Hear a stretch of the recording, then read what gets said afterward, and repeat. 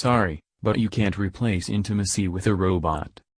From stashing to working out the best ways to make you more attractive on dating site, love is a minefield nowadays. But now, we've got a new problem on our hands because experts have now warned against a rise in digisexuals. And what are digisexuals, you ask? They're people who are satisfied by the virtual world, so much so that they'd rather have relationships with sex robots than humans. Offering human lovers the chance to live out any fantasy, take your pick. There are a number of dolls already out there on the market.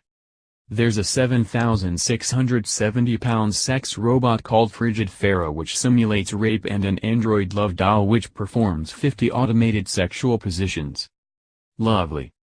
Meanwhile, a Biz Creations Harmony doll will connect to an app that learns as the user talks with it. I'm not really surprised it's come to this. If anyone is familiar with the Big Bang Theory episode, Don't Judge Me, when Raj falls in love with Siri and Sheldon congratulates him for using technology to replace love, it was only a matter of time. Some people may think it's great. Women I knew actually rejoiced, saying they won't have to deal with horny men trying to sleep with them all the time. And this woman certainly doesn't seem to mind. And if you've ever dated a guy who thinks it's okay to get up as soon as he comes or thinks you're there solely to fulfill his sexual needs, then you probably are bookmarking sex robots to send his way. But I can't shake off just how disturbing I find it.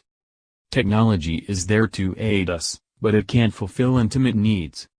Although this man who sleeps with his sex robot 4 times a week claims sex is a very small part of it, I don't really buy that his robot and him have a genuine emotional connection. Or that they have great pillow talk either. Sorry folks, but you can't replace intimacy with a robot. Sure, you may get your kicks, I'm not going to think too deeply about how this works. But it's not exactly going to make you feel loved or wanted if you literally have to turn on a doll to talk. Meet the wheelchair user who in number 039 is on her way to the pole dancing championships. Fancy some koala-themed sex toys? Does being stoned improve your sex life? Having a robot to fulfill sexual needs reminds me of a wanking session, feels okay at the time, but at the end of the day, it serves as a reminder that once you've come, you're the only one there. Why are people so attracted to robots when women are quite literally everywhere? And you know, most of us may actually quite like sex? Dr. Kathleen Richardson, professor of ethics and culture of robots at De Montfort University, who previously campaigned for a ban against robots that can be used for sex 2 years ago, attributes people preferring robots over human contact to serious controlling issues.